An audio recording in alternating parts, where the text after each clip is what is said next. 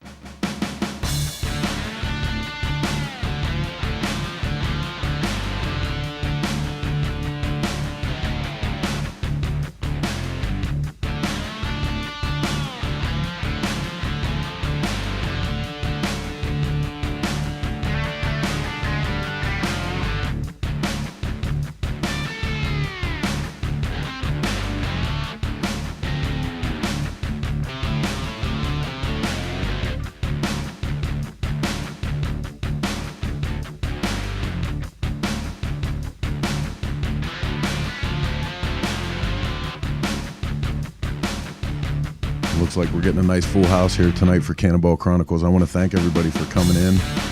We're going to take a couple minutes here just to let the guest list populate. Welcome everybody from Choppertown, all our friends and family over to Choppertown Network, everybody from the Psychosaurus crew coming in tonight. I see a lot of people, third show, man, and you guys are just back for it. We appreciate you being here. A couple minutes, we're going live with this one, so stick around.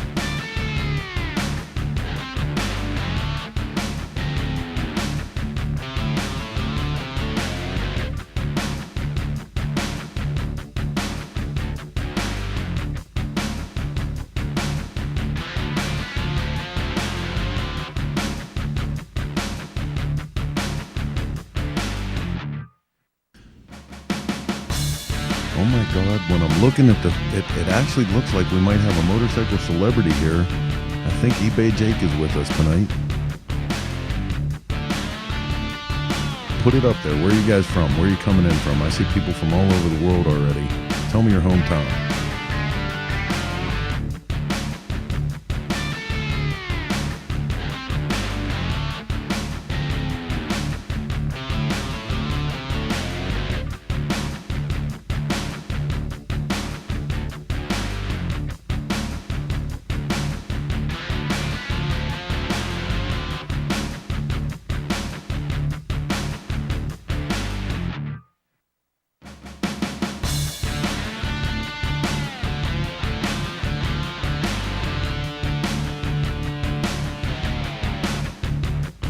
Right on, Columbus, Ohio, Cortez, Arizona, Reno, Nevada.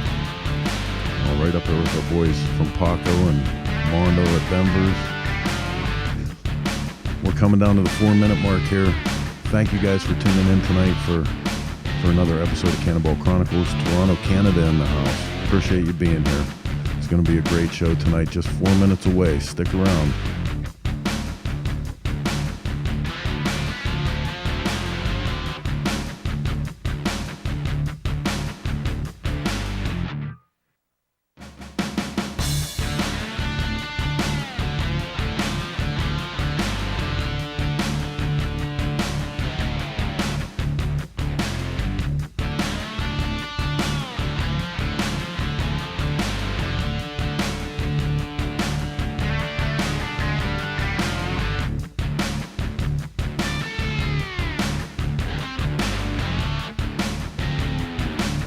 Okay, guys. Well, it looks like we started a couple minutes late, so we're gonna let this one slip out of the station. Now, get ready. Here it comes, Cannonball Chronicles Live.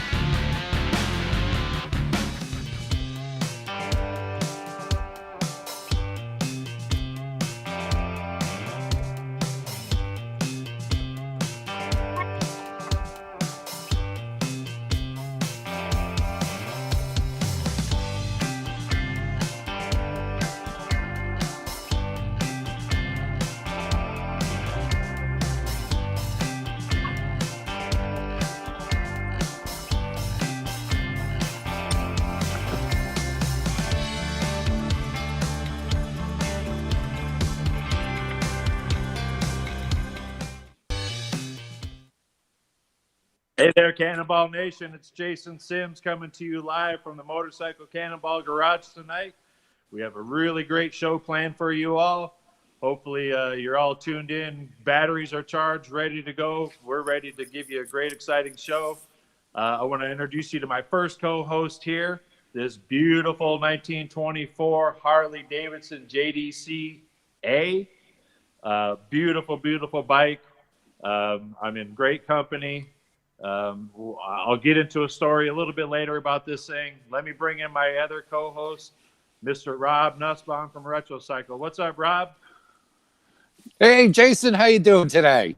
I'm doing good. It's been a great week since the last show. What have you been up to? Oh, we had visitors from the West. Well, for us from the West, because we're in New Jersey.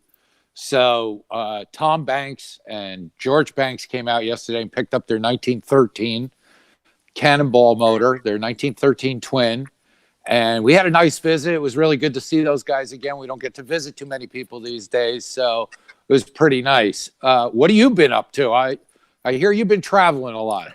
I have been. It's been a crazy week. I've actually been out in California for the last week working on some top secret projects. Hopefully we'll get to share more with you later. The weather's beautiful. Been riding.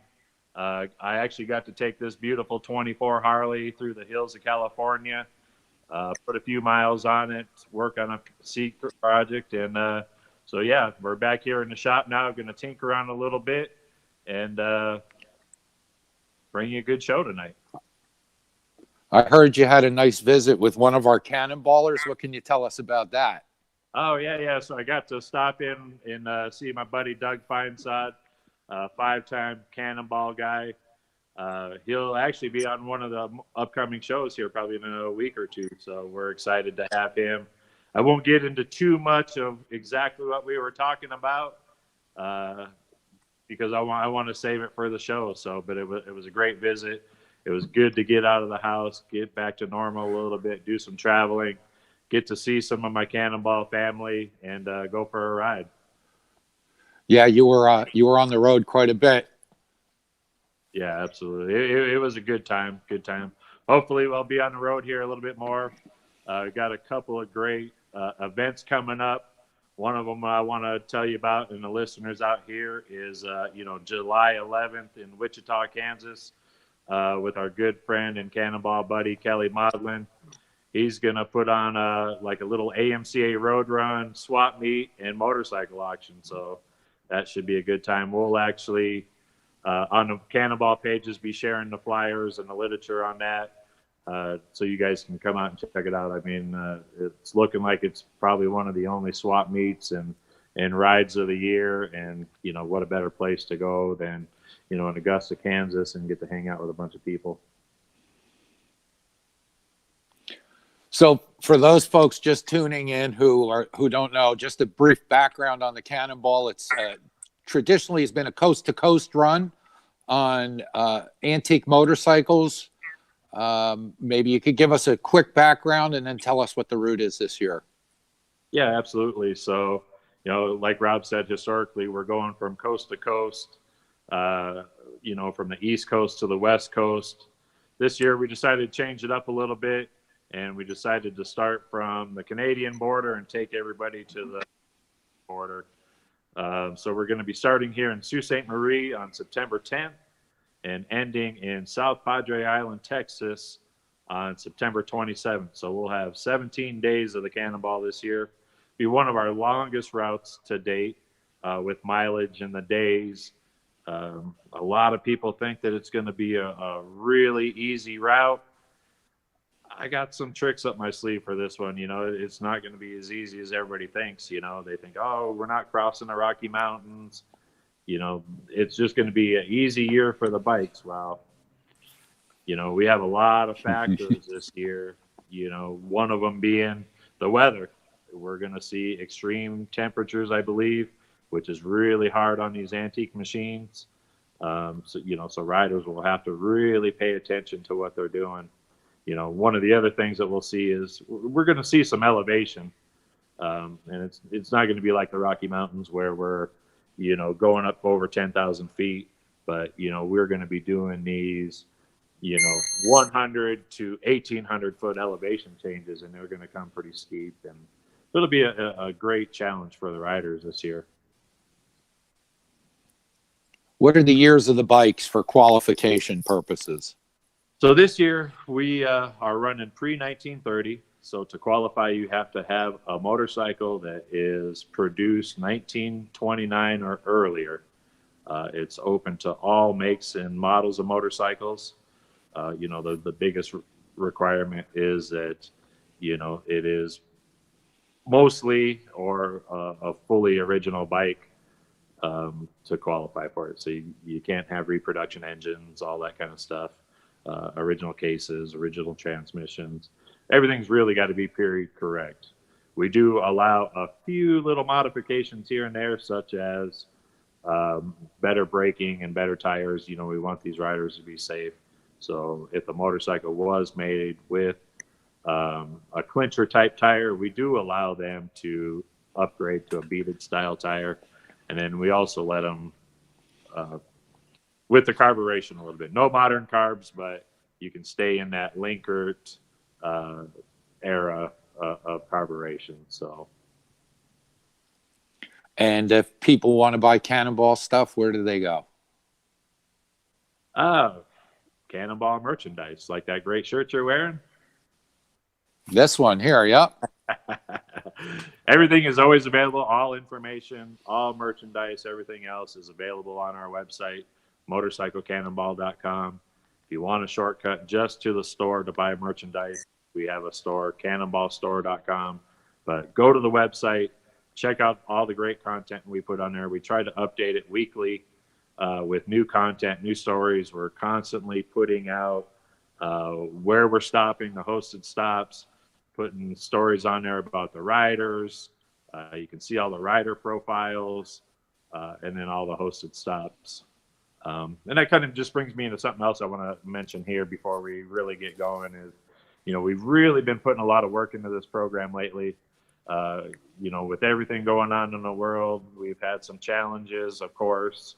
We're really having to improvise a little bit and get custom with some stuff. So we're a little bit behind right now on putting out the stops and exactly where we're going to be at and exactly where you can see. We're just really trying to tune in the details with these hosted stops. And as soon as we get all the information done and make sure that the stop can still host us because of their local stuff and just making sure that they're open, we're posting them on the website. So keep checking back there often. our Facebook page, all that kind of stuff to check out the newest information on the Cannonball and where you can see us this year. So big week for the Cannonball, just trying to get some of these hostess stops done. Riders just booked all their hotel rooms here in the last 3 or 4 days. So hotels are set, riders are set with their hotel rooms, and now we're ready to go. So we're excited. So I've got one more thing to add. Those of you watching along on social media, hit the like and share button. You can find us on the Chopper Town Network, Cycle Source, Motorcycle Cannonball, Retro Cycle page. There's a whole bunch of places. YouTube, you can watch it on your smart TV. So make sure you do that. And from what I understand, we're moving into a segment, unless you have something else to say, Jason. Do you? No, I think this is a great time to bring in our next guest, Mr. Michael Lichter, with our segment. So a picture, 1,000 words. 1,000 words.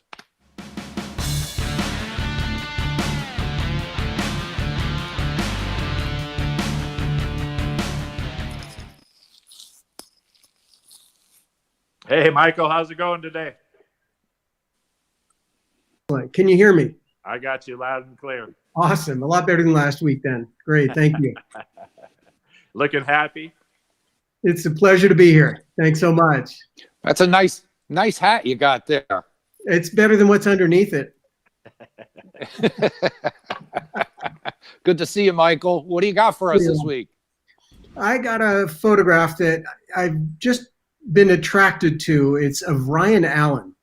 And Ryan is a resident of Santa Fe, New Mexico. He's an architect. And he was riding a Power Plus, a 1916 Indian Power Plus in the race of the century, which was the 2016 Cannonball. And this was taken at the Mesa Trading Post in Arizona. We were on stage 11 of that event. We were riding from Durango to Page, Arizona. And Ryan is a pretty intense character. I mean, when he's riding, he just looks intense. He's totally in the moment, which is the best way to be. And I feel like this image of him, to me, I have a lot of photos of Ryan. I have pictures of him riding and in different places. But for some reason, this picture to me captured him in a way that I think meant a little more. It's just has his intensity. And for one thing, the way I said a couple of weeks ago with Shinya that there was a water bird in the lake beside the road at sunrise that to me made the shot. The similar touch, the raven flying at the top of the image in this, to me makes this shot. And there's a raven has been used in literature for forever, and it has certain symbolism, which is kind of neat. There's different things. Of course, there's the Edgar Allan Poe poem called The Raven, in which apparently what he meant was that it was to symbolize a mournful, never-ending remembrance. That's the way he put it, a mournful, never-ending remembrance. But if you look it up, also there's a spiritual definition to raven, and apparently it's the magical forces being presented to you. And this really got me with this image. It says it symbolizes the cosmic forces at work in your life and all the things that you can achieve with the power of your imagination. And Ryan is a very creative person. It's in his work with his architecture, and he lives in a very creative, artful place in Santa Fe, and his bike is creative. And to me, this just sort of captured him. There's, it's just, I like the way it came together. I like the background. To me, I love the water. You could see it had rained not long before, and he's staring off with this intensity that you just wonder what's going on in his mind. So almost right. I don't know, maybe some of the listeners, viewers would chime in with their thoughts in comments, but this sort of captures Ryan. I have a little bit to add to this image and kind of what I see of it. I'll give you a little bit of backstory. And I don't know if you did know, but the bike that he was riding, the 1916 Indian, is actually called the Ghost. Oh wow, that's even better. So, I mean, it kind of plays into the image of the Raven and being a ghost. Part of the reason the bike was named Ghost before some things, in the building process, but what also makes it special is that there's a few special people's ashes in that bike. So his father had passed away just shortly right before this.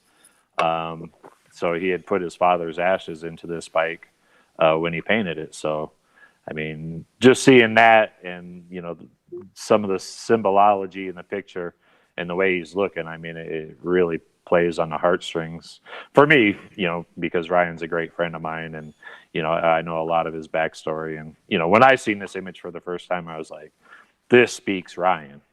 Wow. Thank you so much. I mean, the backstory really adds to it, and the serendipity that I selected this to show, and you have the backstory, and maybe other people will chime in and comment about it.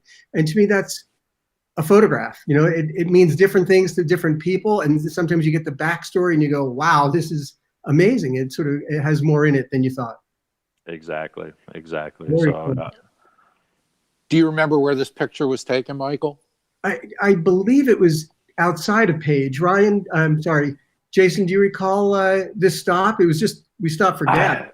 I remember the area. It was like in the Four Corners area of the world, exactly where it was in Arizona, or I don't know, but I know it was in that Four Corners region, and it was in a little Indian reservation, and this was like the only building that was open in that area, and exactly. it was barely open, and everything else was just boarded up and closed and all that. So yeah, for me also, I know it was Arizona, and we had just left Durango, but we're very close to Santa Fe, and of course Ryan's from Santa Fe, and this to me spoke of the Southwest. It feels so Southwest to me. I mean, it makes me almost think of Carlos Castaneda and the trilogy of books that he wrote, and whatever. That's what it does for me. And of course, each person. Michael Lichter throwing down some Don Juan knowledge. Get down, brother.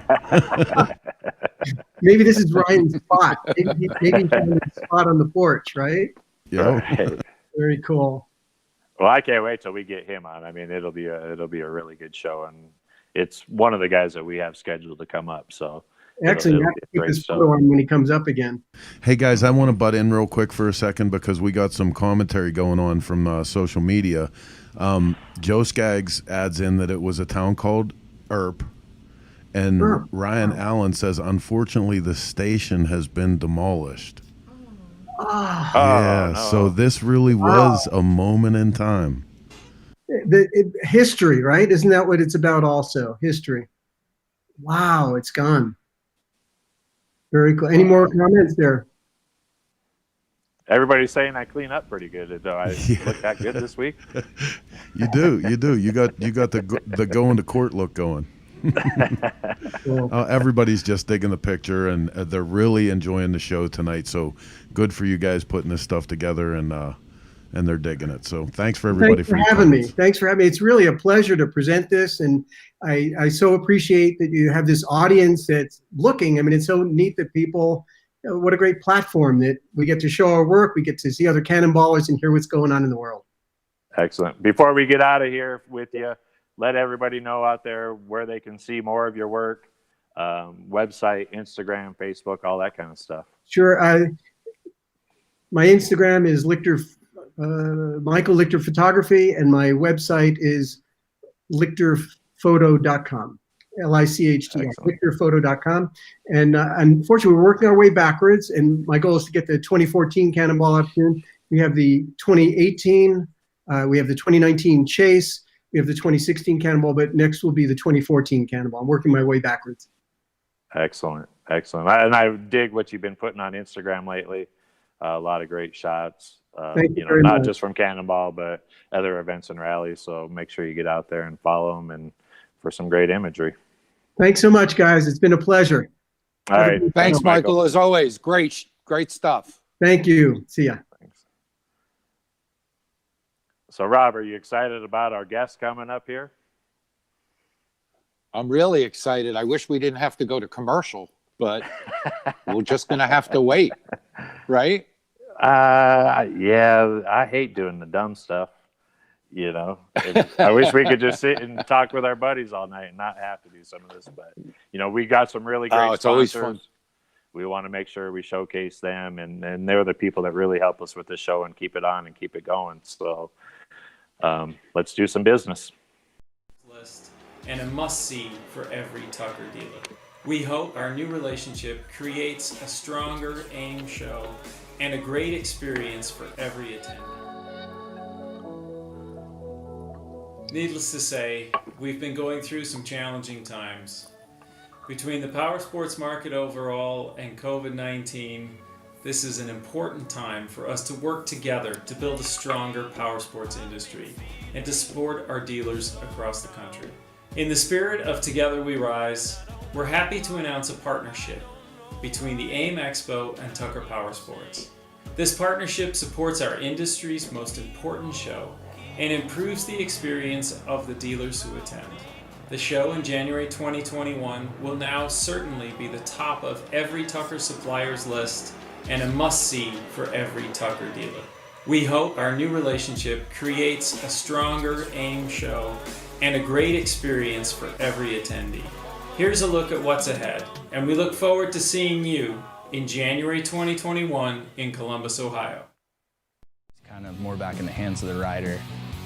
What I love about wrenching on my bikes is the zen. Nothing to me is better than riding a motorcycle. When I'm behind the handlebars, nothing else really matters. Nothing else is on my mind. I'm just clean and focused, and all I want to do is ride my motorcycle. I like racing on dirt because when you race on anything else that's got maximum amount of traction, you're kind of limited to what the machine has to offer, whereas dirt is kind of more back in the hands of the rider. What I love about wrenching on my bikes is the zen. It creates a bond between me and the motorcycle, and it just gives me a chance to unwind. It's definitely my happy place. Growing up on bikes, I've learned that there's a right way and a wrong way to do everything, and you pretty much have to find the wrong way at least once. My favorite piece of gear is my Bell Moto 9 Flex helmet because it's light and it looks super sick. I'm Dan Jacobson, and I'm a Dennis Kirk rider.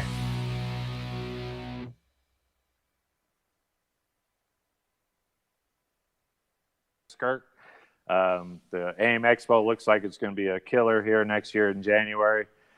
Wish we could be at more shows like this more often.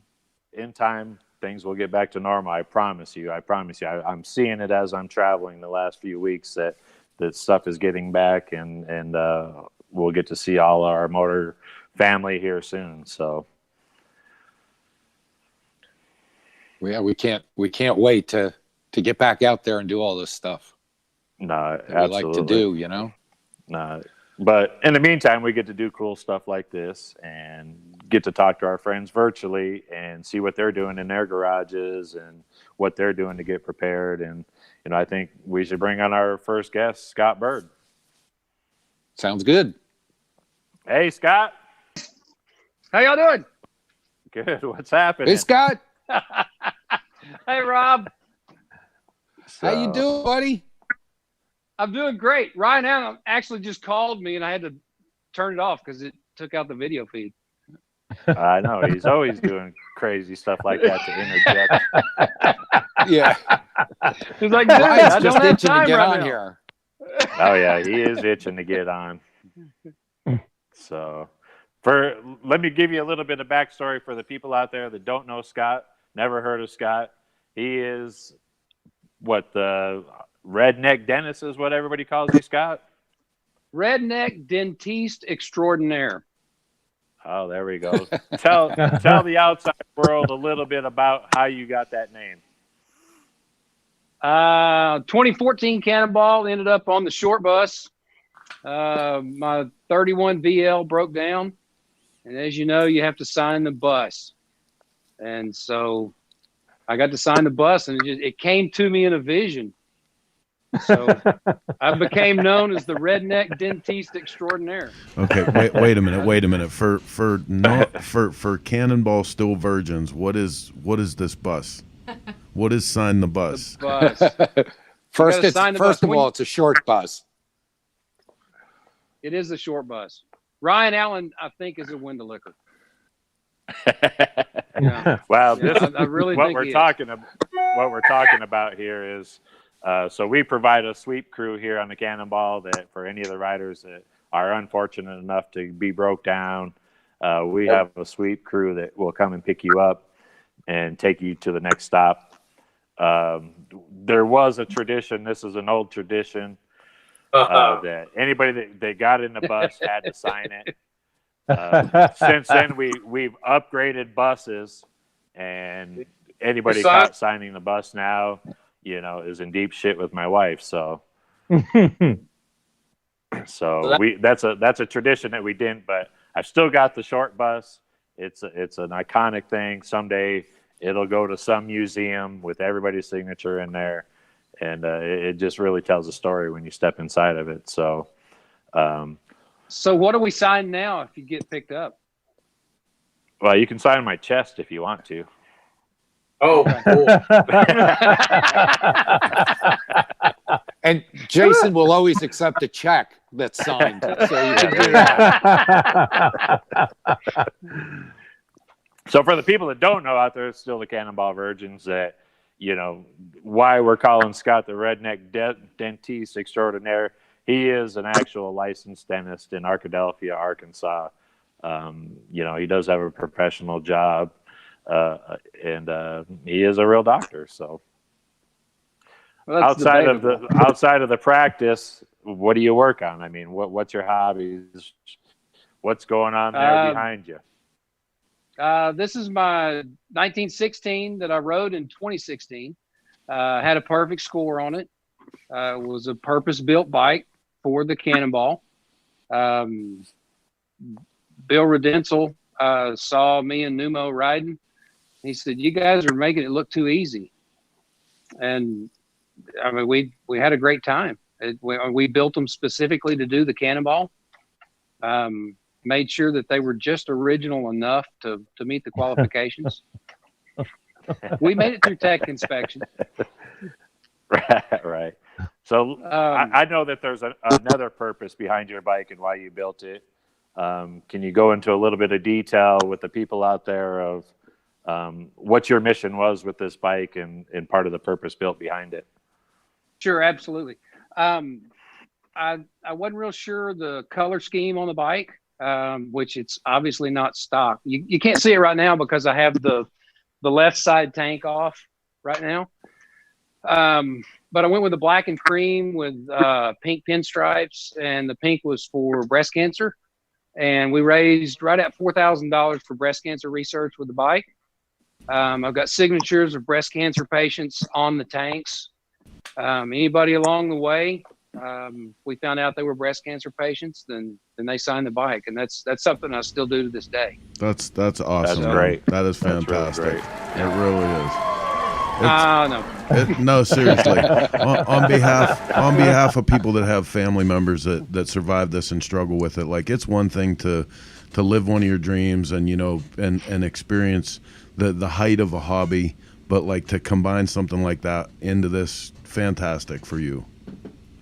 Well, Yeah, there's a lot of guys that raised a lot more money than I did for different researches and different causes along the way. But I mean, it was just my little part that I was able to do, and we donated it to Carti, which is a local cancer research hospital up in Little Rock.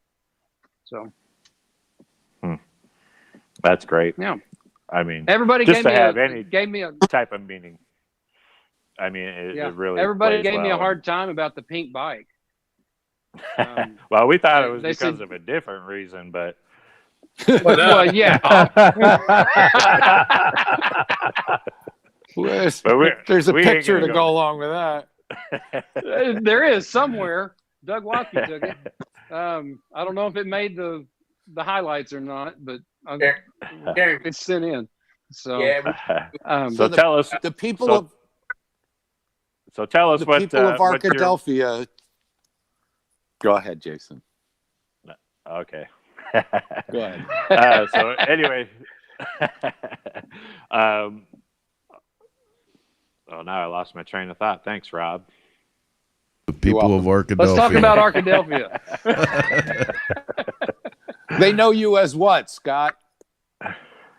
You guys are dumb. I I have a lot of names they know me by. Well, you have a particular. Well, besides all the ones that we know, and that we won't say on the air here, but okay, all right.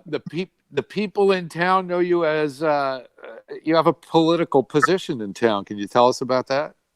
I do, yeah. I prefer the term His Excellency. No, His Eminence. His Eminence. Yeah, any of those. No, I've been on the city board here in our town for 8 or 9 years, and our mayor here had to resign for health reasons, and I got up and went to the bathroom while we were replacing the mayor, and came back, and I was the mayor. So I'm the mayor now. I bet you make a great mayor. It's debatable. You talk to different people. Apparently better than the one they got rid of while you were in the bathroom.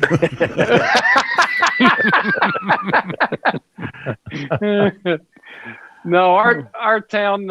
I guess you're getting into Arkadelphia being a stop this year. Is that where we're going with this? Yeah, absolutely. So we're excited that the last few months we've been working with Scott as he was on the board and as he's been a mayor, and now that he's a rider, we've been working with him in the great city of Arkadelphia. It'll be one of our stops on the motorcycle Cannonball. It's shaping up to probably be one of our best stops in many, many years. Tell us a little bit what's going on Arkadelphia, their excitement level and all that kind of stuff about the motorcycle Cannonball. Oh, wow. It won't be one of the stops. It'll be the stop of the Cannonball this year. All of our city government is just totally on board with this. The bikes will be parked at the end of the day, actually about half a block away from my office. I'm not real sure how that happened, but somehow that was the spot that was selected. So it's going to be at outside of one of the little restaurants over there called Slim and Shorty's. We'll have a couple of blocks marked off. All the bikes will be right there. Going to open up the fire station, probably feed all the riders and staff and everybody in the fire station here. And I'll have my shop opened up here.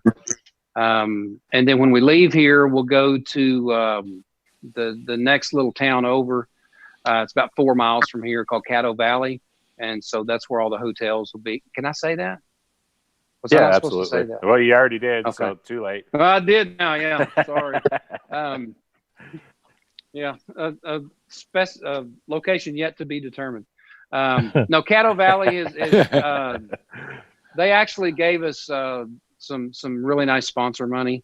The city of Arkadelphia is helping out substantially. We've got some other sponsors that are helping us here as well.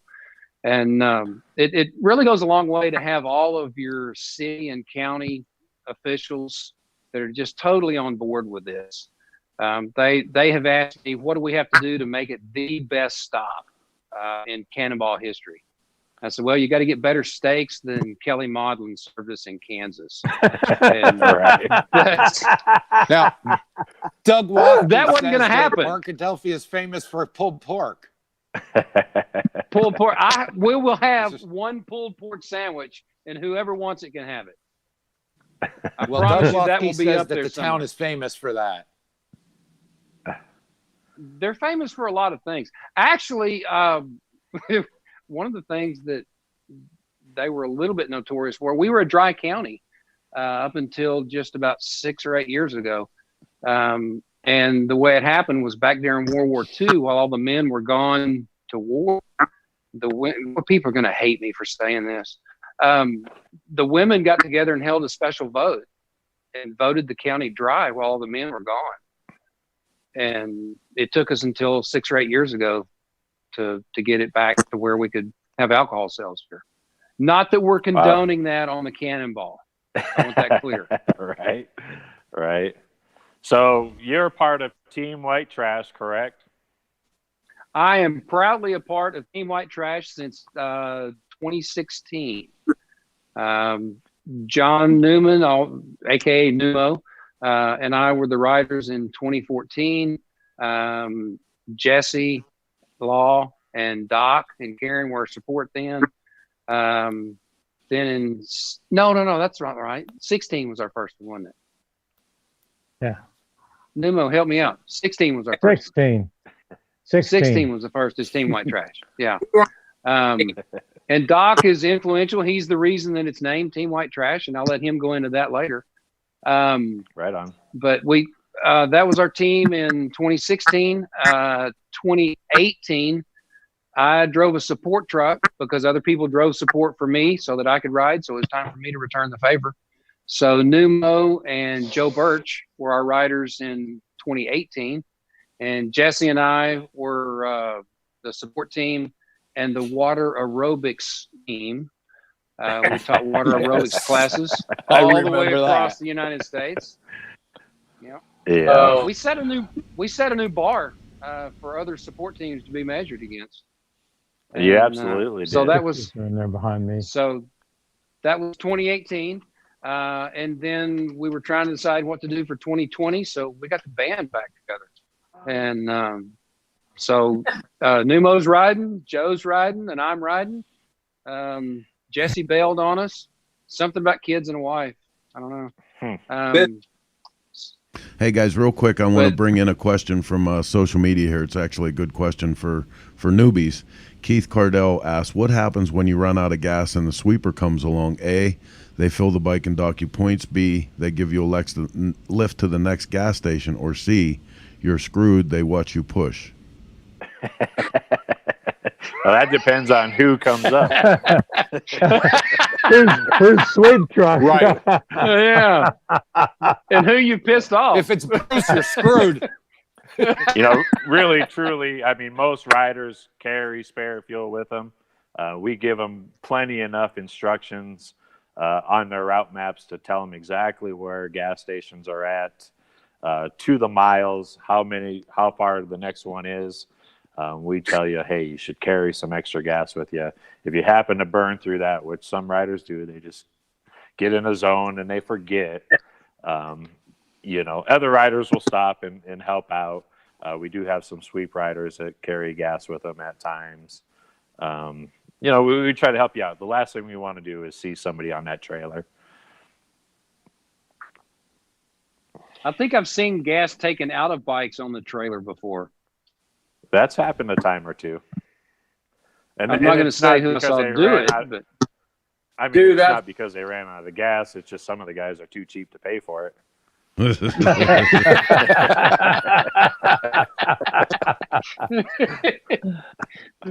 So, all right. Well, Hey, we got somebody Scott, we got Byrd down there. Go ahead.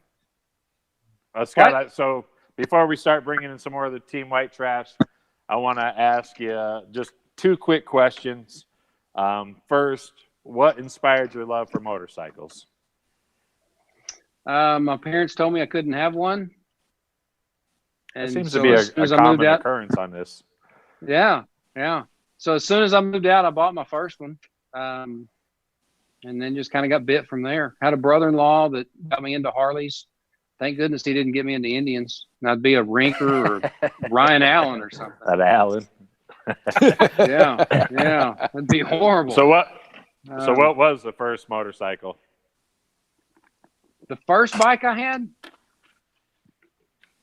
Suzuki SP400. And then a Honda 400 CM. Yeah. Uh-huh. And then my first Harley I bought while I was stationed overseas, bought it through the PX and picked it up when I got back here. And then eventually got into the antique stuff. Bill Redensel was extremely influential in helping me. Bought a 1929D model. Had no clue what I was getting into, and Bill was gracious enough to take me under his wing, helped me collect parts for 9 years, and then eventually did the final restoration. Helped me out with it, and so that's kind of where I got bit. I'm not a mechanic. I mean, I'm proof that you don't have to be a mechanic to ride these bikes. You just have to know people that are. I mean, I'm a dentist. I don't know how to work on these things. So, No. What? So, how about How did you hear about the Cannonball? Actually, it was through the Carsons. I was going to ride support for the Carson team in 2014. And one of their riders had to drop out. And I just purchased a 31 VL. And Buck, I believe, called Lonnie Jr. and said, "Hey, we got a guy that's got a bike ready to go. Can we substitute riders?" And so they let me. The rules weren't quite as stiff as they are under you, Jason. And so he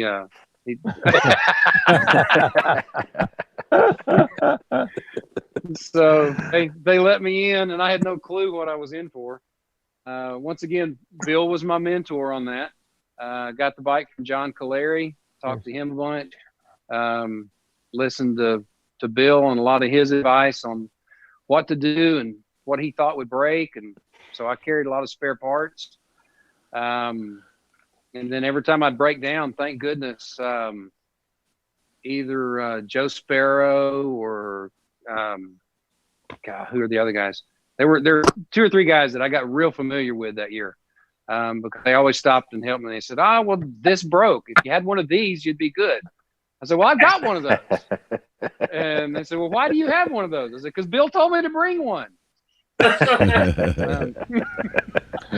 great. So I got most of the really miles good. until I blew the motor up. Yeah. So where's the bike at now? That one, the 31? Yeah, 31. Right. It's right over there. Oh, any plans with it? Actually, I think that I may be carrying over to the Isle of Man next summer.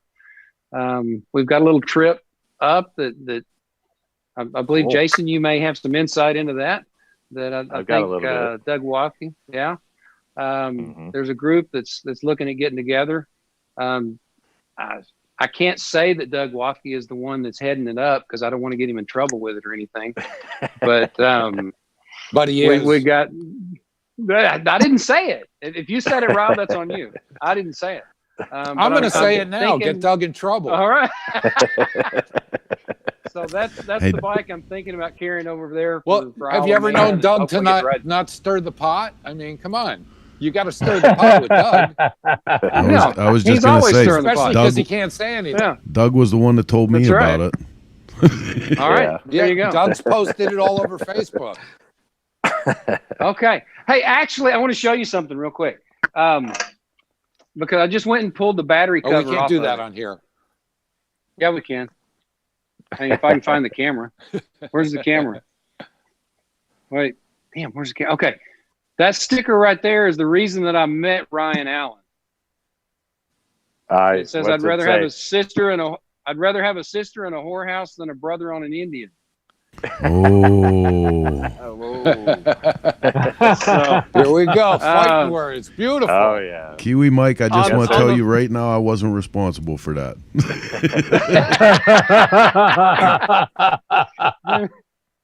No, Ryan came riding up beside me on the 14 Cannonball, and he was pointing at my bike, and I thought I had a saddlebag loose or something. And he just kept pointing and kept pointing and kept pointing. Finally, I realized he was pointing at that sticker, and so then we exchanged hand gestures, and then down the road, I think I flicked a booger at him or something. And did he tell you? Did he tell you you were number one? Yeah, he did actually. He did. Yeah. And then when we pulled into Cape Girardeau, thank goodness, the Indian, I don't know anything about Indians, that other brand thing, but apparently the throttle is on the left side, I guess, because he had his throttle. Yeah, I don't either, but he had his throttle wire hooked up to his wedding band. Yeah. And he pulled into Cape Girardeau, and he couldn't stop, and he damn near ran over me in the parking lot. I mean, he was coming in hot, and he didn't have any brakes. And Ryan's hard on the equipment. He's tough. Yeah, he is. Great guy, though. Great guy. But y'all don't tell him I said that. Absolutely. Well, I think we should bring in one of the next members of the Team White Trash.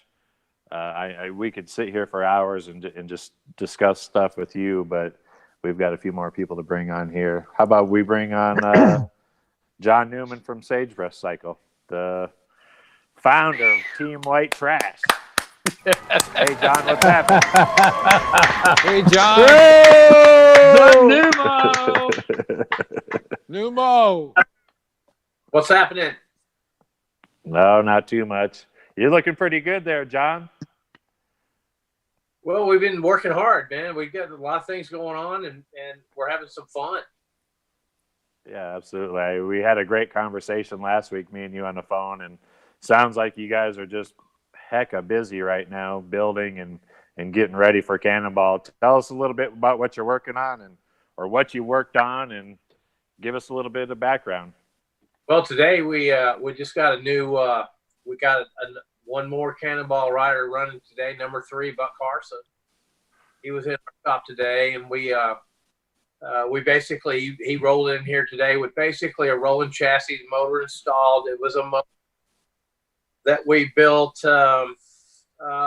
probably around 2014. That's the best guess we can have. It's been sitting on their shelf for all this time, and Buck finally gets this chassis. He's going to put it in there, and basically brought it up to us today to get it running. And so we got it running today, and we're going to probably wind up finishing it up tomorrow. He'll have a complete running motorcycle ready to go on the Cannonball tomorrow.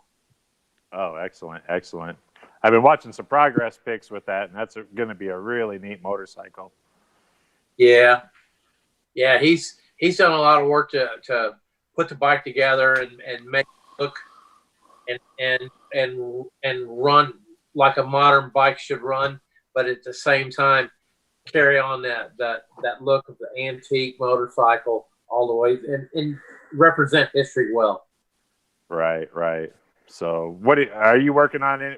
Are you doing something different this year, or are you riding the same bike as you did in 2018? You know, I've built 3 Cannonball bikes, and it gets expensive. So this year I'm going to ride the same bike I had last year. I'm putting a little bit smaller motor in it. It's a JH. It's still a 2-cam, which will probably dominate the field as far as being able to run down the road and make stops and so on and so forth. But I'm still making it a challenge on myself to run with a little bit smaller motor this year, but at the same time have the power of the 2-cam. Yeah, it's going to be fun. Yeah, are you running the smaller motor because you want Scott to keep up, or what's the ideal hour you got now? I figured out the Rakers have camera speed to catch us as we go by. So I hear you're building weapons to compete against the Henderson boys. Yeah, we call them the Wolf Boys. And I don't think they're going to be a... Right.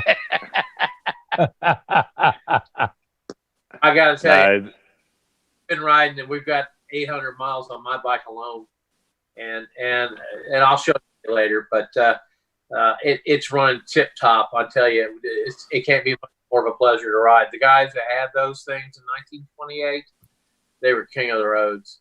There's nothing keep up with it. Yeah, the Hendersons probably would keep up with it, but could they hold up? Right. No. It's a true pleasure just to get to see these.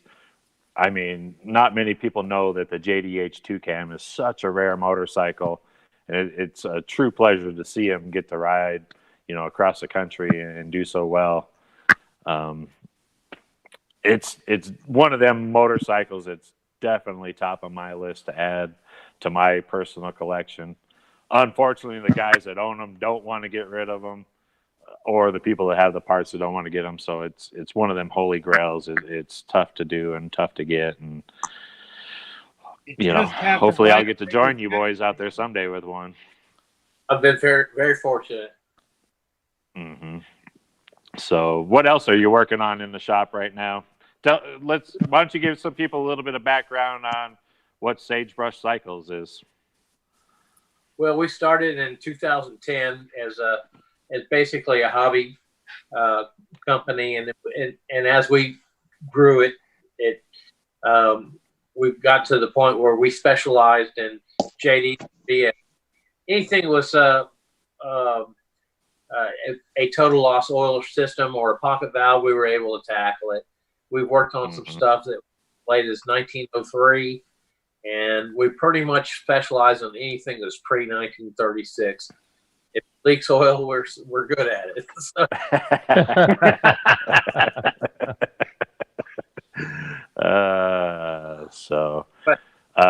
What's the biggest specialty in the shop? I mean, are you guys building full restorations? Are you, no, mostly we don't, motors?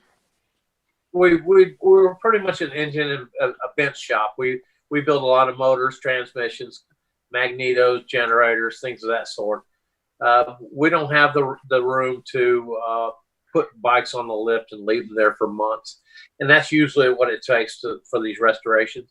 And it's not that we don't do that; we do that, but basically, it's some things we pick and choose because of our passion. Mainly, we love to do it. We got one bike. We got one bike in here right now from a customer who's from Mexico, and so we're going to wind up doing a complete restoration on that bike, and he'll wind up being a customer for life, we think. But that's pretty much what we do. So excellent. No, that's great. I know many people that have used your services, totally happy with them. Let's switch gears a little bit to your personal side. How did you get into the hobby of antique motorcycling? Oh, that's a good one because I actually had collected some JD parts back in the 80s, in the late 70s, early 80s. And I career, family, those kind of things, held on to that stuff. And I think part of it was where my background came from my father, where he showed me with a hit and miss engine on an oil, basically an oil patch where he was basically drilling an oil well, and we had to put power on the property to be able to fire up this pumping jack. And it was with this Fairbanks and Morse engine and so that's where I got my fascination with the pocket valves and the open push rods and that kind of motor. And so that's where I got completely, totally, in fact, JD from a very early time. And so I held on to all that stuff. And in 2010, I basically pulled it out of storage and started doing basically what we're doing in our shop right now full time. What got me basically into the Cannonball, I met Lonnie when he was about 18 or 19 years old, Lonnie Jr., and we became friends. And in 2009, he told me about this idea he had, and at my time in my career, I didn't have any time to give to him or whatnot, but he kept me involved and kept me in the loop basically until basically in 2012 when I met you, Jason. And nice. Yeah, and so that's nice. I've been involved in it since the very beginning, and I've been very passionate, basically staying involved. And I love to ride. I love to build this stuff, and I love to ride. So, it was perfect. It was a perfect match for me. I've told several people in my life I thought this is something that I was made to. And Lonnie Jr., you, Jason, have basically made that possible for me, and I'm forever grateful. We appreciate it, and guys like you, that is what makes the Cannonball. Which kind of make into my next question with you is, tell me a little bit, because we don't see this very often, that you're a builder for, multiple Cannonball people, but then you're also a rider. Tell me how that plays out while you're on the Cannonball. Well, first of all, we try to do good work, and we don't look over our shoulders a whole lot. And if you do that, then you don't have a whole lot to worry about. Most people are very grateful for the information, basically, that we've given them. Services are one thing, but at the end of the day, everybody seems to respect the fact that I'm a rider, okay? And because the Cannonball falls in September, it's on my birthday. And Yes, it is. Well, you know what? It doesn't seem to have too much of an impact. I'm still there for everybody that we've ever helped. And if I have the time, they know I'll give it. And if I don't, then you know, I'm riding my own Cannonball. Yeah, absolutely. And I could see Jason? that there's a challenge in there. Hey, Jason, can I brag on a couple of these guys real quick? Yeah, go ahead. It just kind of came to me just a second ago. Between Numo and Rob, if people aren't familiar with the Cannonball, those two guys right there have probably built well over half. Y'all correct me if I'm wrong, but probably well over half of the J motors that have been involved with the Cannonball over the time. And neither one of them are going to say that. But the two guys we got on the show tonight are two of the premier guys in the country as far as the J motors are concerned. I mean, there's a lot of other great builders out there. I don't want to short anybody else, but these two guys on here tonight are two very humble and very good, I mean, exquisite engine builders. No, you know, Scott, to play on that, I mean, they've really put a lot of time and engineering into these things, and to figure out how to make these things go across the country with zero to little problems. You know, for manufacturing parts and all that kind of stuff. Yeah, let me interject here. John and I have a very good relationship with each other, and we are actually co-manufacturing parts to make these engines better. And John and I talk quite a bit, and he and I go in partners on getting stuff made to bring these engines up to speed. So there's not really competition here with us. We're very good friends, and we work together, and I refer people to him. He's referred people to me, and it's a small community, and it's really been nice working together with John. Yes, I absolutely. I bet it is. So I'm never going to say anything nice about the two of y'all in public again. That was it. Y'all are done. And you are, what's your name again? What? Carson. Hey, Mike Carson. Yeah. John, you supplied us with a video. I'm wondering if Chris Callan can roll some video for us, and then John, you could talk to us about it on the other side. I do believe Bird's got us a police escort. Yeah, we're rolling into Arkadelphia. And well, at the beginning, before this video started, we thought we were getting arrested. Is that because you had Scott with you? No, 4 or 5 cops around us. It's like, follow us. And finally we figured out, oh, there's Byrd. And he's out. Look at that video at the very end. There's this car that runs they go through the green light, and it interrupts what I'm saying, basically, with, you know, welcome to Arkadelphia, Team White Trash.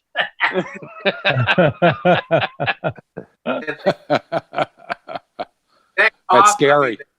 I mean, I see that silver car go through the intersection. I'm like, holy crap! I think they're gonna get him. So,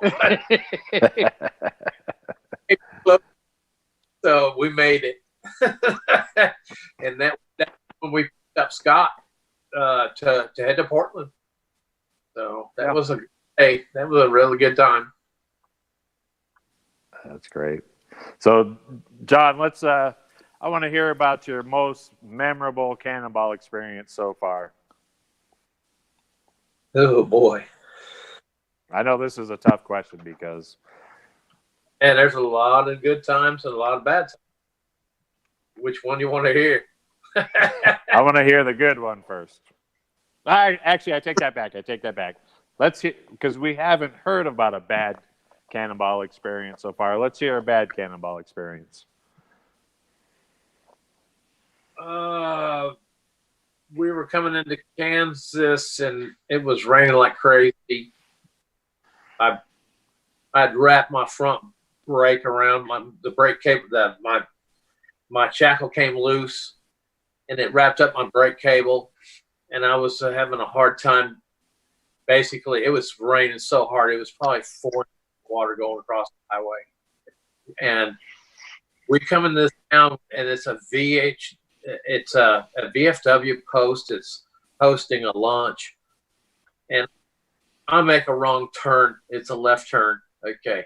I'm bad at those left turns. Anyway, so John sucks at left turns. I'm telling you, it's bad. So, like so hard. And I go back and I turn around. I do U-turn. I go back and I turn right on the road I think I was supposed to turn on. And that road goes from asphalt to gravel to dirt to mud to really deep mud. And Ooh. I wind up going about a mile in this deep mud, just like you see in the antique movies. And this stuff. But it took him a mile to figure it out. No, man, I'm glad I made it. So anyway, I wind up at this stop sign, and we're supposed to be at this VFW post, and it's in this little town in Kansas. Probably doesn't have about 1,000 people population, and about 5 minutes of sitting there, this farmer rolls up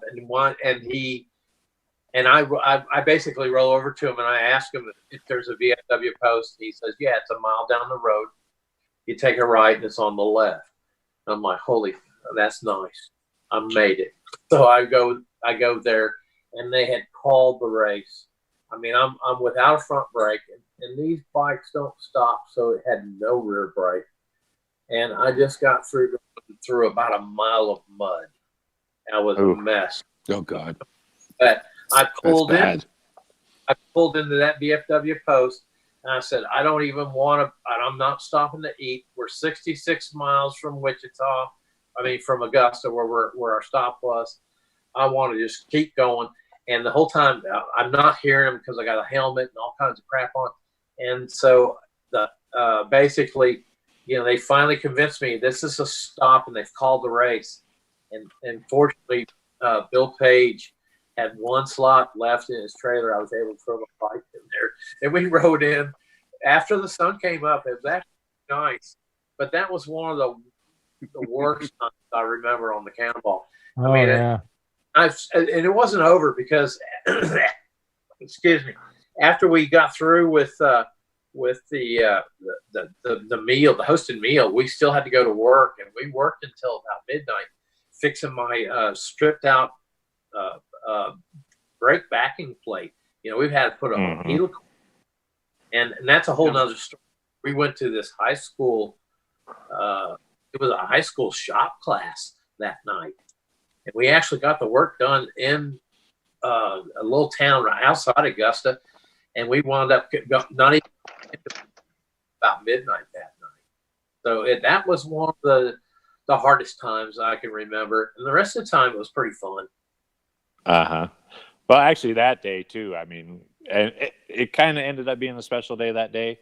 After you think about that, because we ended up at fellow cannonballer Kelly Maudlin's place in Augusta, the Twisted Oz.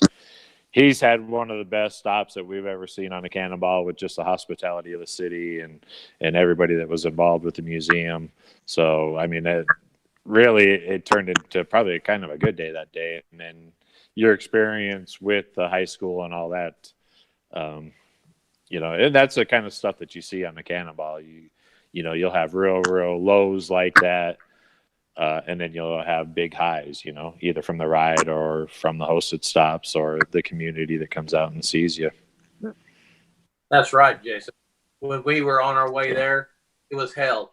but when we got there, it was heaven. Exactly.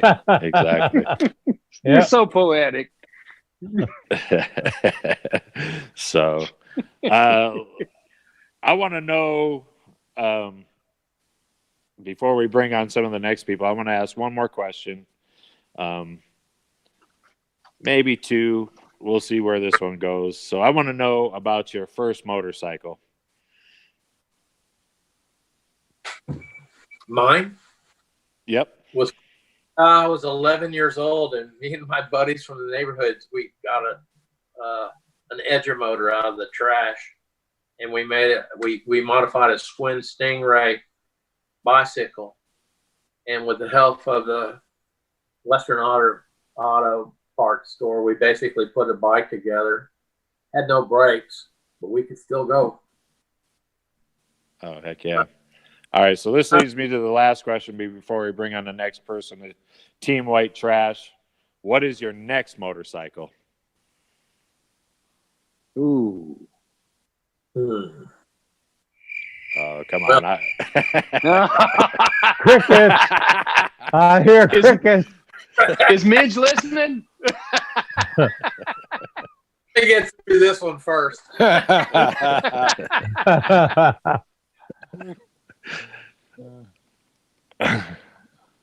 He's not going to answer. He hasn't answered yet. Yeah, he's not going to answer. I'm gonna ride Fast Eddie again with a J8.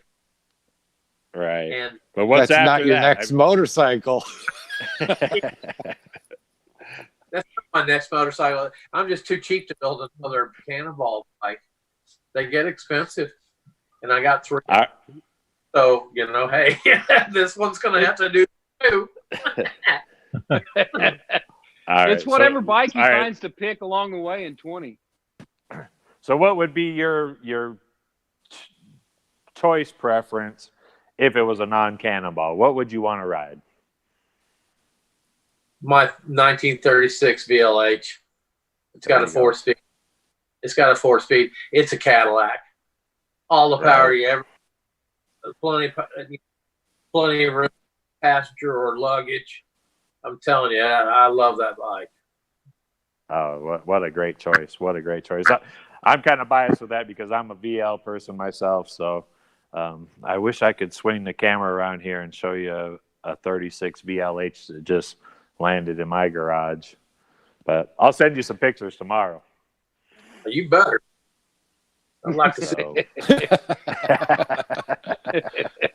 Hey, we got one more piece of video to roll here that John supplied us. Can you roll that, Chris Callen? Right here, Scott. Jesse. He's supposed to call in. That was in Sturgis, huh? Yeah. So what were we watching? A blown engine. I think that was on Joe's bike in Sturgis, wasn't it? Yeah, he broke the connecting rod. That's Binghamton, New York. Oh. Oh, yeah, that was in New York. That was the first That's time when the Joe top blew up. end came off, right?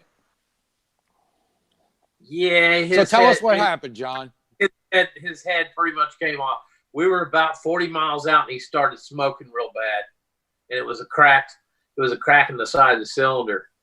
And the closer we got to the city, the more he smoked. So we knew that it was getting bad.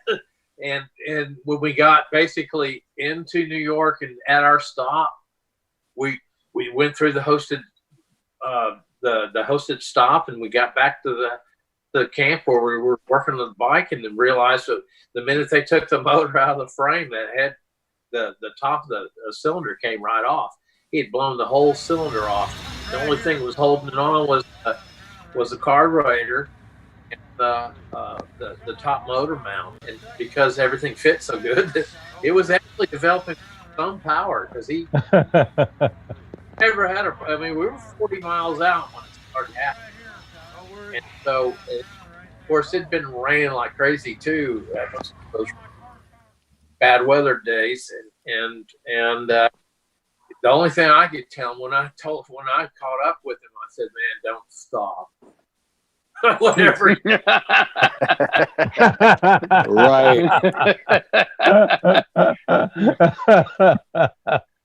Hey guys, Bill Well, hey, I Bill- don't think it's fair that we can talk about him without bringing Joe into the show. I think we should ring him up and get him in here and see what he's got to say. Listen, I got to say this first. Bill Redensel is on with us, and he's asking through social media, who built it? Ha, ha, ha.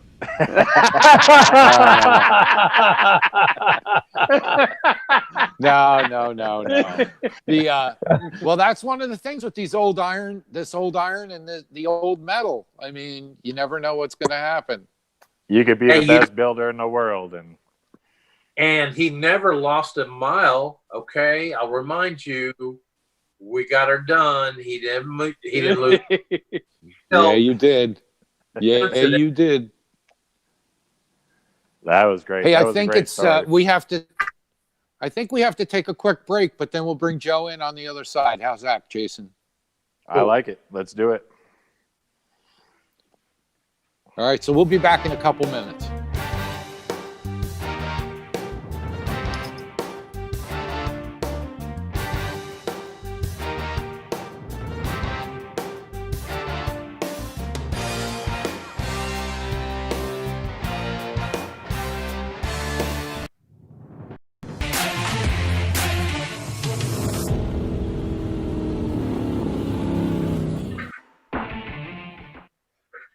I just got to, Jesse. All right, we are back.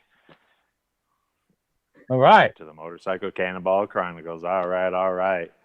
Hey, we're got Team White Trash with us here tonight. So far, we've had Scott Byrd and Jon Neuman. Next up, we're going to bring in Joe Burch here to meet the next member of Team White Trash. Hey, Joe, how's it going? Great, guys. Good to see y'all. Everybody ready to rock and roll? Heck yeah. Hi, Joe. How's it? Hey. So how's it going down in your neck of the woods? It's been hotter than hell in Texas. It's time to go north. I hear you. Tell everybody out there where you're from. I'm about 30 miles south of Dallas, Texas, kind of out in the country. And we are getting ready to load up the RV and the trailer with 4 motorcycles and head up to Michigan. And we'll stay up in Michigan until the Cannonball starts in September. Oh, no kidding. You're doing a little bit of pre-Cannonball route scouting or what? Not really. Just a nice place to hang out in the summer where Texas is 105 degrees up there. It gets cool. Get in some good riding. Get in my last final break-in miles on the engine. Fix anything that needs to be looked at and be ready to go in September. Oh, right on. What are you riding this year? I'm going to ride the 28 JDH that I rode in the 18. So this will be the second run I'll run for this bike. Uh-huh. And since the 2018 Cannonball, what have you done? Have you done anything to the motorcycle, or are you just putting gas in and going? Or the engine was totally rebuilt after the 18 Cannonball, and then I've just been riding it a little bit since. And then in 2019, I also did the cross-country chase. Oh, right on. So, as the people out there can tell, I think they're getting a little bit of sense of who Team White Trash is, and maybe some of the chaos and funness that goes on with it. How did you get hooked up with these jokers? Well, I ended up meeting Doc McCormick, who is our fearless leader, I guess. And then John and I are both members of the Antique Motorcycle Club, so we started hanging out together.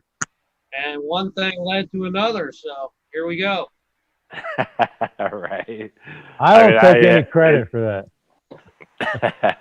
It's such a treat just to watch all you guys together.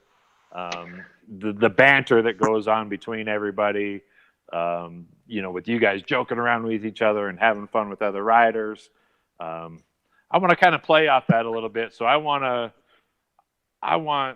Scott and John, and you ask Scott and John, or John and Scott. I just want you guys to ask each other questions, and let's see what you guys come up with real quick.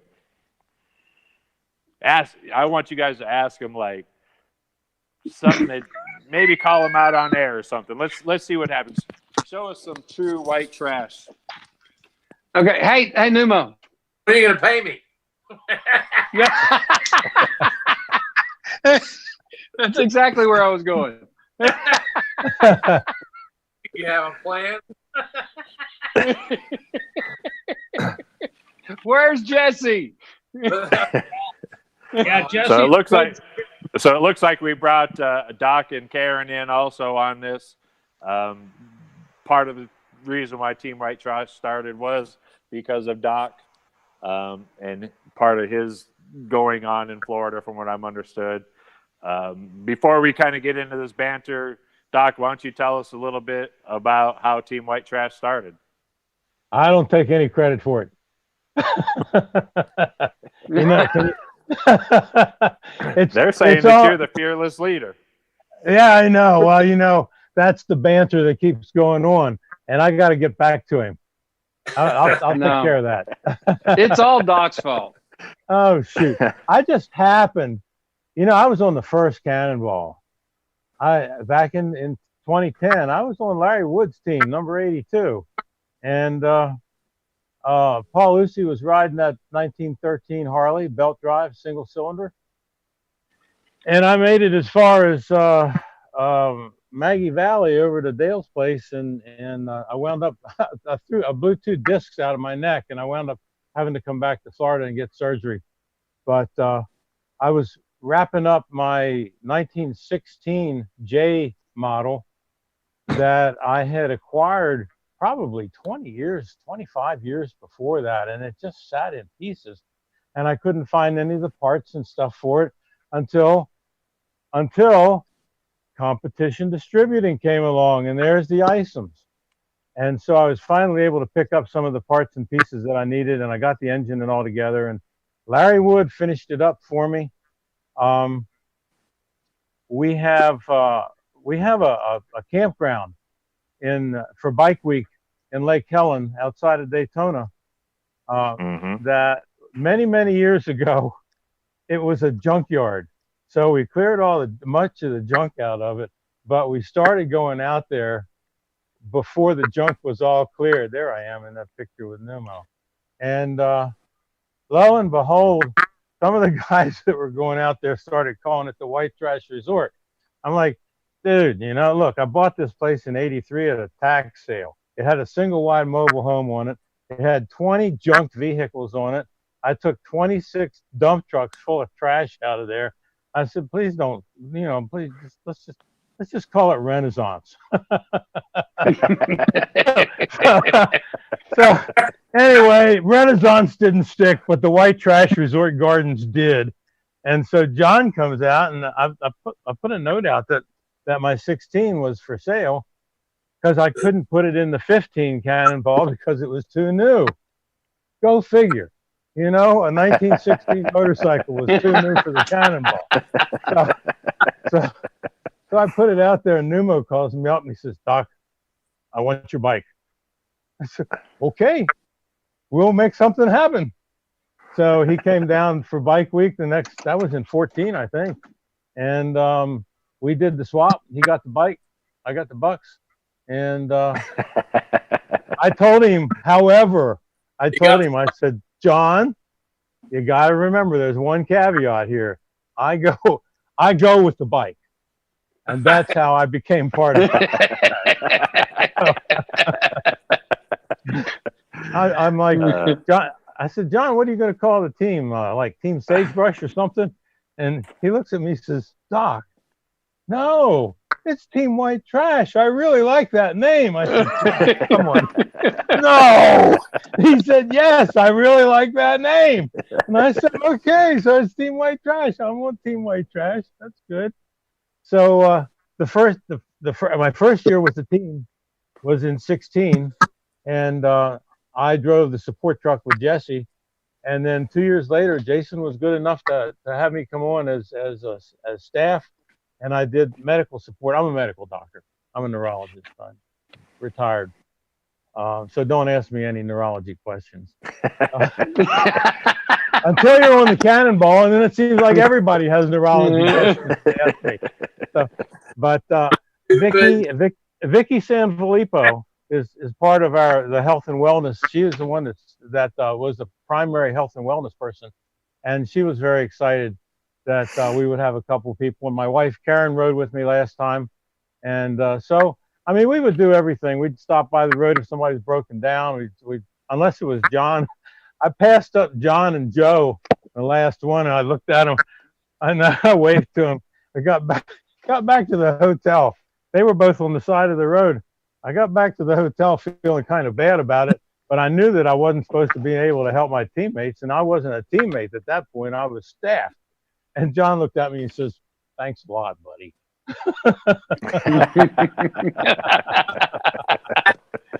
So this time I'll be yeah, go ahead. I think they were just laughing. Oh, Yeah. okay. All I wanted was a glass of water.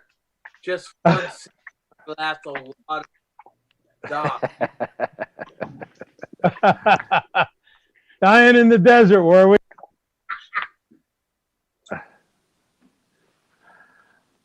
How come Scott's being so quiet? My dog got loose and came in here to see me. He passed out. I'm still standing. My dog came in here. Still standing, didn't make any difference before, Scott. Yeah. Oh. We have such a great time. I want to hear Scott ask Joe Burch a question. Ask Joe Burch a question. It could be non-Cannonball related, whatever you want. Open to you. You ask him a question. I want to know if he's replenished his stock of Fireball yet. Well, the liquor store is on the stop on the way to Arkansas. When we leave Texas, we'll be stocking up on everything as we go north. Excellent. I'll make sure to have a bottle with your name on it. And I don't want any more Fireball. No Jägermeister either, right? I wish I would. I just thought about this now, and I wish I would have uploaded this. It's probably one of the funnest pictures that I still have in my phone of the 2018 Cannonball. I think we were like the night before the last stop, parking lot in a VFW parking lot. You remember this, Scott? With Team White Trash, what you did to one of your own white trashers? Oh boy. Whatever you're talking about, I do not remember drawing a mustache on Jesse. No. If that's where you're going with this, no, I do not remember doing that. And I specifically do not remember parading him around the parking lot and showing him off. But he thought I would. Actually, that's his picture on my phone when he calls me. Is him passed out in the chair with the Mario brother mustache on. Don't fall asleep, Scott. Yeah. Oh my God. That's a good lesson. Don't fall asleep because all your buddies will be right there to help you out. They'll take care of you. Hey man. Numo, Yes. what are the signs that are in the window of the trailer?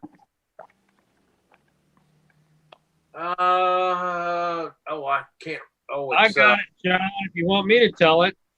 Take it, Joe. Okay.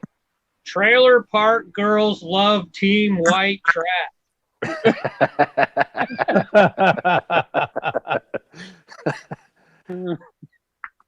So there's got to be a story behind this, or let's hear it.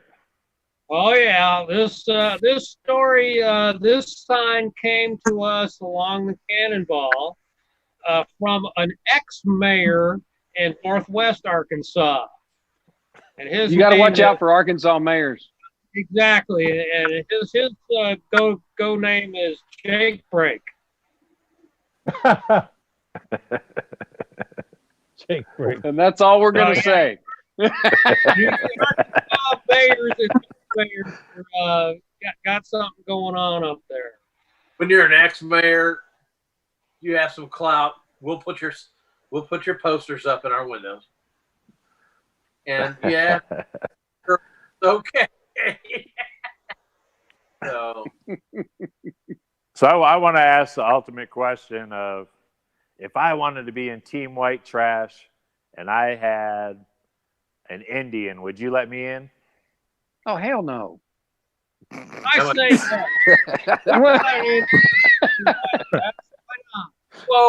Whoa. How much money you got? Ah, there you go. There you go. I like the way Jason put it hypothetically, if he had an Indian. So.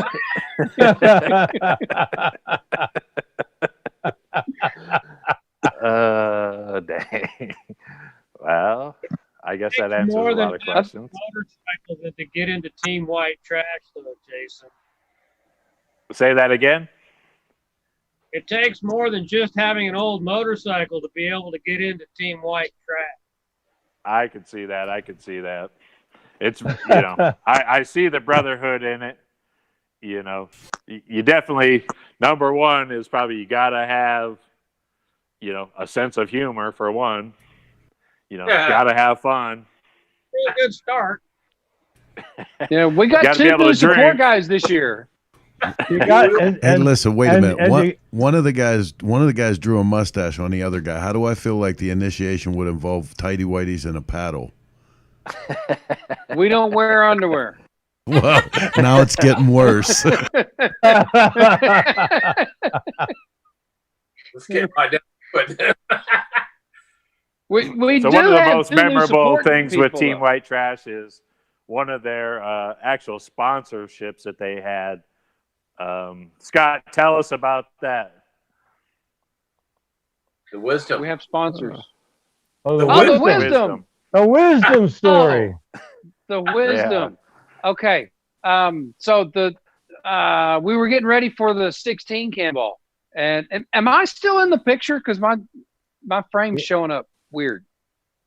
Am I Yeah, we still don't in want it? to see you. Just want to see that bike. So Yeah. Okay, I'll just that's tell you not about wisdom. important. Tell the story. Okay. I've actually got a wisdom over on my workbench somewhere. We were getting ready for the 16 Cannonball, and Jason made a comment about everybody being excited on the boardwalk, ready to leave Atlantic City. I said, yeah, I'll be the guy that has to go take a whiz right before we leave. And so Jason, being Jason, finds this website for a device called a whiz. And everybody just kind of laughed it off. But me being me, I followed up on it, and I called the dude. I said, hey, we're doing this Cannonball run. Explained to him what it was. We're Team White Trash, and the Wisdom is a perfect fit for Team White Trash. And so if you can imagine a 4-foot-long condom that's open on both ends, and you put one end on like you normally would with such a device, and then the other one you run down inside your pants leg, and you can tack it to the heel of your boot or whatever you want to do. And then you just take care of business as you're standing around or riding or whatever. So I called the guy up. I said, dude, y'all are a perfect fit to sponsor Team White Trash. We need you to sponsor us. And so he gave me like 100 wisdoms, some T-shirts, some decals, all that kind of stuff. And if he's listening tonight, we really could use your sponsorship again, because nobody wanted to ride behind us because they weren't sure if we were wearing them or not. Now I did wear one with shorts one night in the parking lot, and it was not pretty. But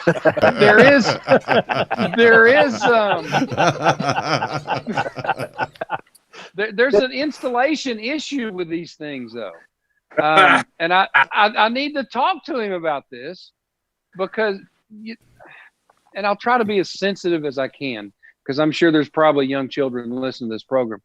If you're putting a condom on, things are in a certain state. I heard a laugh back there.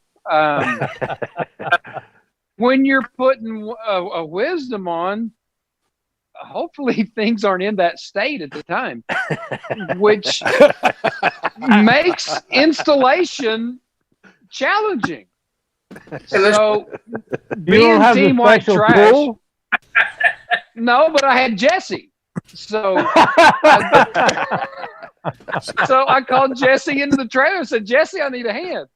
He said, what are you doing? I said, I'm putting on my wisdom. He said, I am not coming in.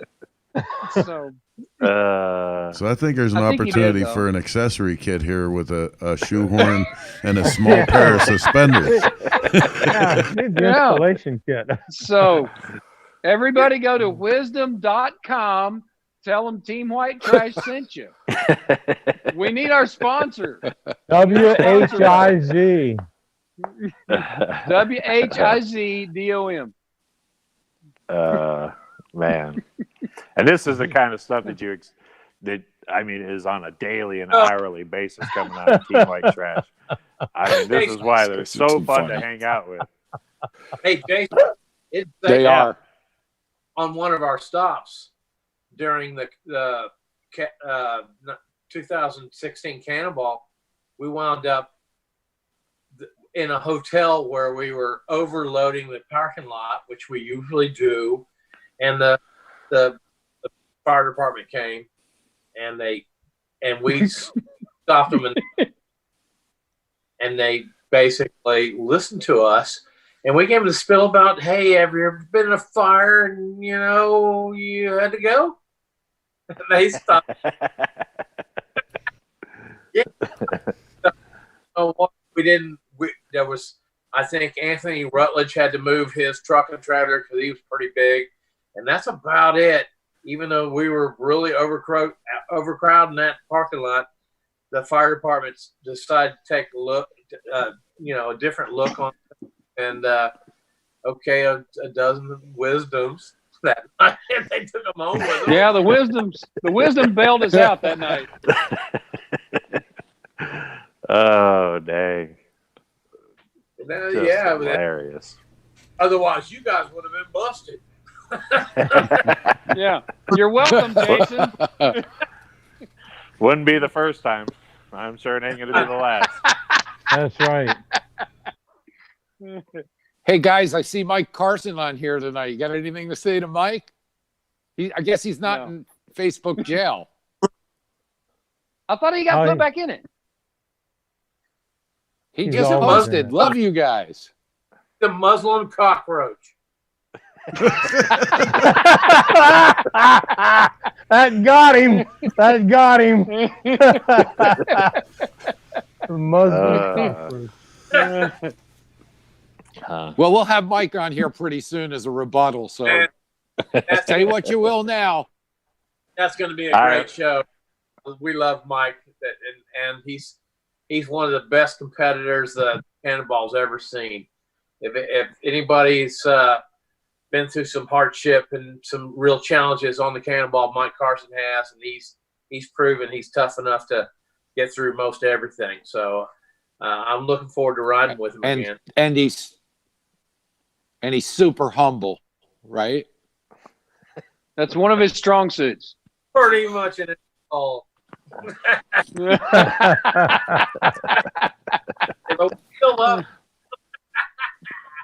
We still love Mike, even though he says he is in Facebook prison. I don't know how he's on there, but he says he's in Facebook prison. Yeah, he's talking on Teresa's page. He's always in trouble, and I like sometimes being in trouble with him.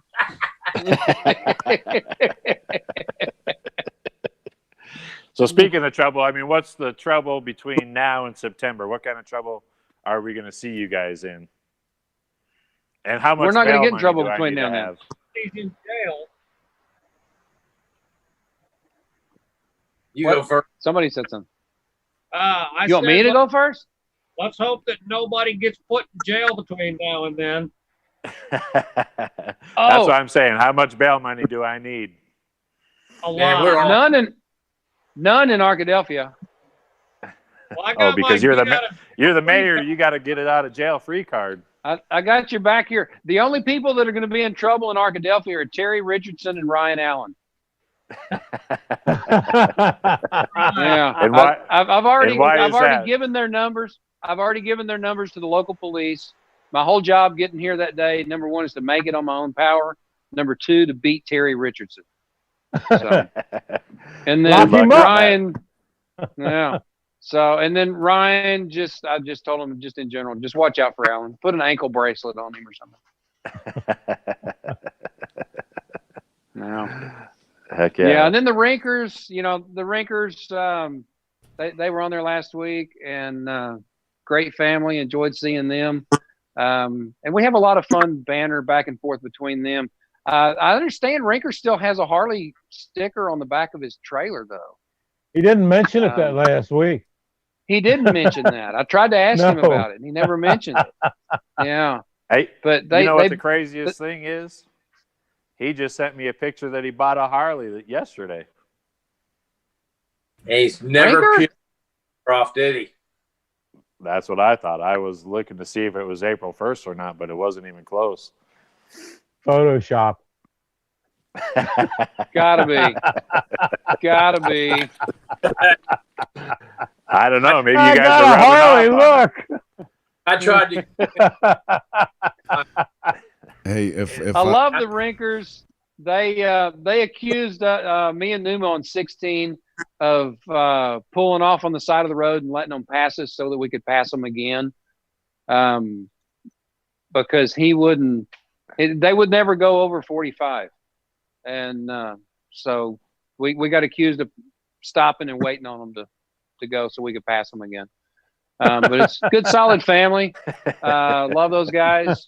I wouldn't stop to help them if they're broken down on the side of the road, but I love them anyway. I'd give them a beer at the end of the day. Hey Jason, if I know Steve, if he bought a Harley Davidson, it's because it was the only way to get 12 Indians. Right, you take the whole bunch. I don't think you're gonna get 12 Indians with an 03 Fat Boy. So, but that's the only way I could see him buying a Harley is if it's like, well, if you buy this one, you can buy the 12 of them. He'd be like, He probably just bought the bike because he liked the name Fat Boy.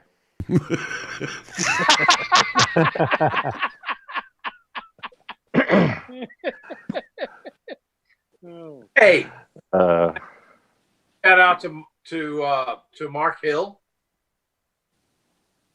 and what a pleasure it's going to be to pass you guys a minute time too. Amen. Oh, great! We're going to see some social media commentary now. Yeah. Hey, Mark Hill, if you're listening, I got another pink drink for you with a little umbrella and everything again.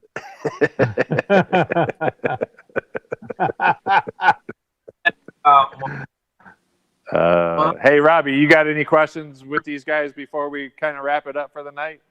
Hey, I think we actually there's some pretty bad storms going around in the Northeast. I think we may have lost Rob due to one of those, so we're waiting for him here for a second. Oh, no kidding. Yep. Is New Jersey going to get blown off the map tonight? They just came into the studio to tell me there's like crazy storms coming through. Oh wow! Oh really? Hey Jason, I got a question for you. Okay. Our first day leaving up at Sault Ste. Marie, are you just guaranteeing clear weather for that first day across the bridge? Or real there, Scott. That's a no-brainer. It's probably going to rain.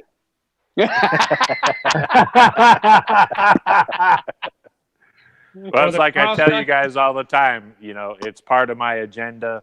The weather I throw at you. I can't tell you, and I can't put it on the route map either. It's just one of those booby traps I send you guys. So. Gotcha. You have to just when be you tell there us to there find will out. be no dirt roads. Yeah. It's like when you tell us that you're on a dirt road, you're off course. But then there's 40 of us on a dirt road. We're not all off course. We don't. So how do you guys feel about, have you done any research on our first day yet, crossing the Mackinac Bridge? What's your feelings on that? I mean, Joe's already experienced it being on the cross-country chase this last year, but you think that JD will do any different?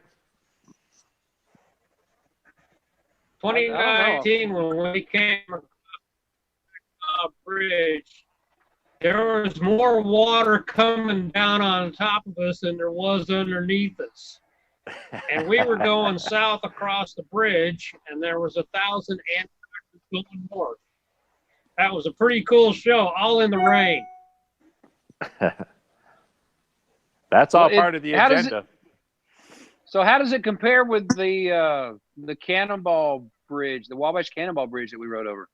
I know it's a lot longer, obviously. It's a lot higher, a lot windier. but it's an easier ride than Wabash Cannonball Bridge. I hear we can pay somebody to ride our bikes across there. They actually do have tour guides there that, you know, if you want them to, they will ride your bike across. Do we get penalty points for that? Wow, yeah, of course. he gets those miles deducted. He's off.